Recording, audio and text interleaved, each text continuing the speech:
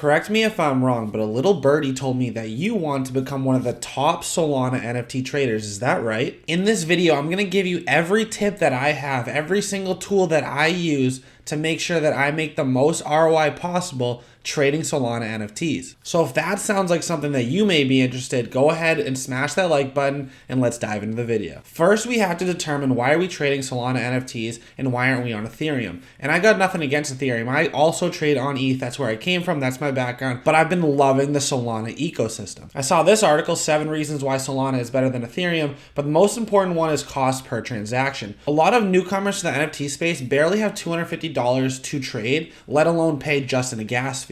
In Ethereum, on certain projects, certain drops, certain days of the year, that's how high gas prices can be. Solana solves a lot of those problems. You pay less than a penny per transaction. Step 1 to trading Solana NFTs is to get you some Solana. Head on over to coingecko.com, select Solana, and scroll down to where it says markets, and all of these are different places where you can buy Solana. There's exchanges like Binance, Coinbase, Kraken, Crypto.com, FTX, a lot of different places where you can go and buy. Personally, I just use Coinbase. After you have your Solana ready to trade, you're going to go ahead and set up your Phantom wallet. You're just going to go to phantom.app and add it to your Chrome. It's just an extension. In this video, we're not going to take the time to go through each step of setting up your wallet, setting up your seed phrase. We're going to skip that. We're going to assume you already know how to do that. And if not, just go look at another video. What you're then going to do is transfer your Solana from your exchange to your Phantom wallet. If it's something like Coinbase, you're just going to click send. You're going to find your wallet address and you're just going to click it, exchange it from your exchange to your wallet. All right, now that you have some Solana in your wallet, what do we do next? You now have 2 options. You can either find projects that are upcoming, ready to launch soon, or you can find established projects and look for patterns. I'm going to start with a quick overview of how to find upcoming projects. If you Google search upcoming Solana NFT projects, the top 2 places that pop up are nftcalendar.io and howrare.is. If you click an NFT calendar, it says Solana upcoming NFT drops, which is really nice. You make sure you're searching solely for Solana, and you just go through, do your own research at this point, figure out, do they have a good social media account? Do they have good utility? What are the holders like? Are you in their Discord? Is everyone excited? Do your own research, but this is just the first place you can look to get projects on your radar. You can go to the platforms themselves as well, like Magic Eden, and it has upcoming launches. These aren't the best place, but it's another place you can find some that are a little bit more hyped because a lot of people are seeing these. I would say that more people see these than see the products on NFT calendars. So there's already a little bit more built-in hype than the previous project. There's also an easy way to leverage other people's research, let them spend a lot of time looking at projects and then do your own research. That's what I try to do for you guys, but I do that with other people as well. Other places to find upcoming Solana NFT project can be as easy as going on YouTube. Type in upcoming Solana NFT projects, scroll down a couple, find your favorite one. It might be one from CodyOnChain, who knows? The second thing I suggest is to set up a really good Twitter following. Find people that tweet about projects in the Solana space and follow them. A couple of the people that I really like to follow are Easy Eats Bodega. I like to follow Solana Sensei because he has these type of tweets, upcoming NFT projects, Sensei approved, and he has a bunch where I can just see, okay, cool, now I have a list. Let's dive deeper into those. Now I can do my own research. Shout out to Mills, aka John Waked Out. He does the same thing. NFTs on my radar that I've yet to mint. But my favorite is my boy at CryptoBit72. He puts out more than anybody. And it's not like I just use and blindly follow his picks.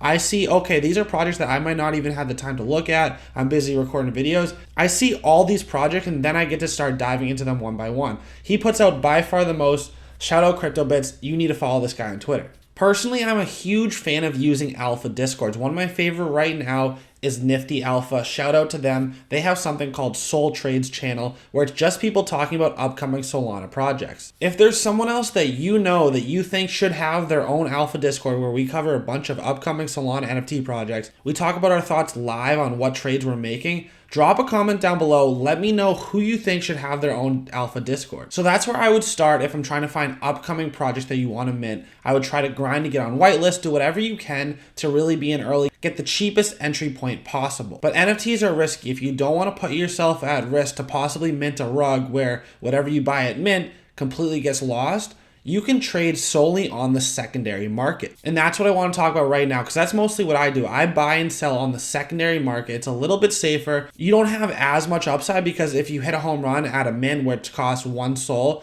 when I'm buying it at 5 Sol, well, you have a way bigger profit than me, but I avoid a lot more rugs this way. So let's get into my fundamental rules and things that you need to know to become a successful trader. The number one thing that you need to know about Solana is it's a double-edged sword. It has way lower fees, so it's a lot easier to get in cheap. But at the same point, that means it's a lot easier for people to paper hand and list a little bit lower and just continue to list and undercut each other so floors can drop fast. So my number one rule is to cut losses. It's going to be the downfall of your trading account. Make sure if you see a project running away from you, don't say, oh, well, I'm already down. I got to hold it, hope it turns around. Just cut your losses and move on. It's better to stay liquid and take more swings at bat than to watch one NFT completely drain your entire trading account. Rule number 2, FOMO is your best friend. I'm not saying you should FOMO into projects. I'm saying that you need to understand the psychology that creates FOMO and see other people doing it so you know when to get in and out of other projects. One of the main reasons I say that you should be following Easy Eats Bodega is he does a really good job articulating the mindset you need to have as a trader, a scalp trader, a sniper. And one thing that he tweeted that I really agree with is this.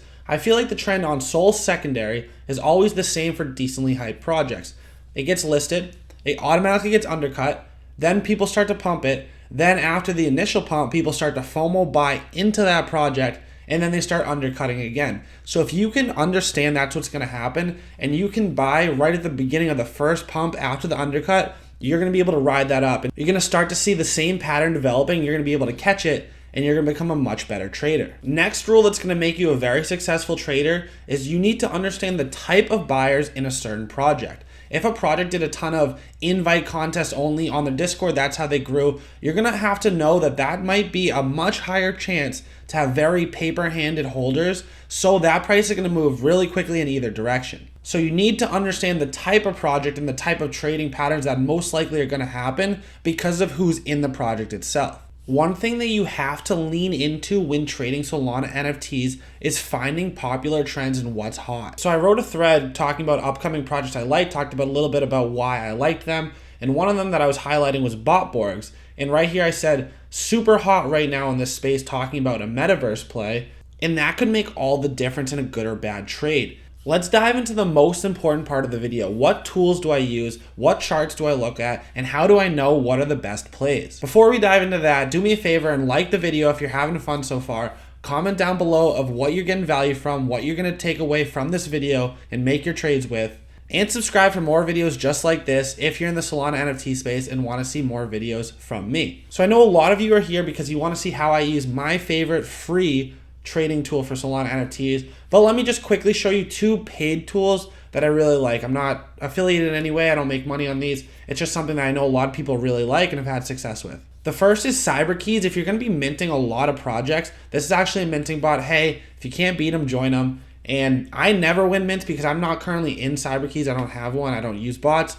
If I did, I would have a lot more mints though. Like I said, if you can't beat them, you got to join them sometimes. The second tool is Candy Cane, which is really cool because it lets you mint directly from the contract for Solana NFTs. And I know a lot of people have seen a lot of success using this tool. But I know you guys are here to see how I use Solsniper. Solsniper is a live, free tool that I use for everything when it comes to charts and figuring out the best flips. So let's dive in. So I'll leave the link in the description down below, Solsniper.xyz, but let me show you what I look for to make the best trades possible. So the first thing you have to do is figure out what collections do you want to look at. You can have a ton of them. You can see on the left, I have 9 collections right now that I'm currently watching. Just when I add stuff, I take some away all the time. But you just go ahead and type right here, whatever project you're looking at, just type it in right here and any collection will come up that's trading live on secondary. Let's go into the metrics and what we're looking at. So right here, it shows 2 such important lines. This bottom one right here that says 14.5 is what the floor of this project, Galaxity, is currently sitting at. You can see the hourly trends of how it's gone up a little bit over time, but the best part of this tool is this blue line above. What is this blue line that's showing 16? Well, it's actually showing you what the 10th NFT from the current floor price is sitting at. Let me show you what that looks like. If you go into Magic Eden and you go into the actual collection of Galaxity, you see the same thing. The floor is sitting at 14.5. But if you scroll down to 4, 8, 9, 10, the 10th NFT from the floor is 16 Sol. Why is that so important and how can we use that to our advantage? If you get one thing from this video, my favorite one stat to look at is how big the gap is from this green line to the blue line. Because that means if just 9 NFTs get swiped off the floor, now the new floor is sitting at that 16 mark. So you have the opportunity to make 1.5 Sol if only 9 NFTs sell. An example of a thick floor right now is Desolates, because you can see that the floor price is 4.1 and 10 from the floor is only 4.4. So if we're putting in a lot of Sol, 4 Sol, it's not a ton of upside in the short term. But you can't look at just that stat. There's so many more important stats that you have to add in. Okay, my head was in the way, so I had to scroll up just a little bit because these are the 2 really, really important next steps that you need to look at. You need to look at what the recent activity is looking like. What have the most recent NFTs been selling for? And literally the last one to sell was at 14.8. But what I pay attention to even more than that is the total listings count. This is actually really low for a project to only have 26 listings. And this number, you want to see this going down or staying flat. You don't want to see an inflated number of total listings because that means more people are trying to sell and get out. Realistically, that normally means the price will be dropping. A good example to see the correlation is right here with Secret Sphinx Society. You can see that the total listing count has been going up all the way up to 183 over the last couple minutes. And in perfect correlation, the floor price has been dropping as the listings count goes up. An example of a good looking chart that looks like something I want to be buying into is like this. The total listing count has rapidly decreased. And with that, you can see that this is correlated to an increase in floor price.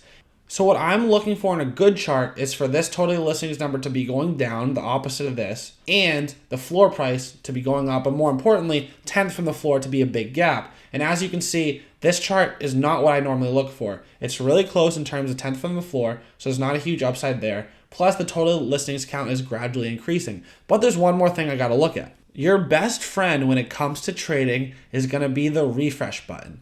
You're going to have to click this so many times. You want to be able to see in real time, are there a ton of new listings? How fast are people undercutting each other? That's going to make a huge difference. And if you can really see the pattern start to develop, you get that in your head moving forward, you're going to be a phenomenal trader. But as always, this is not financial advice. Do not just do what I say. Do your own research. Only spend what you're willing to lose because this is a very risky space. It's the NFT world. If you got value from this video, please go ahead and like the video. And let me ask you one more question.